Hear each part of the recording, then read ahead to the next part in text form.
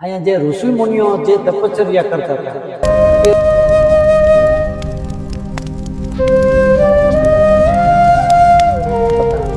એ ઋષિ મુનિઓને એવા આસુરી તત્વો જ્યારે હેરાન કરતા હશે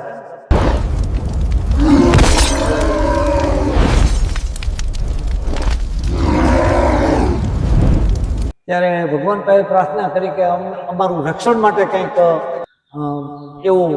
એવી શક્તિ અહીંયા તમે આપો. ત્યારે ભગવાને કહ્યું એક ભગવતીનું ન્યા એ અવતાર લેશે.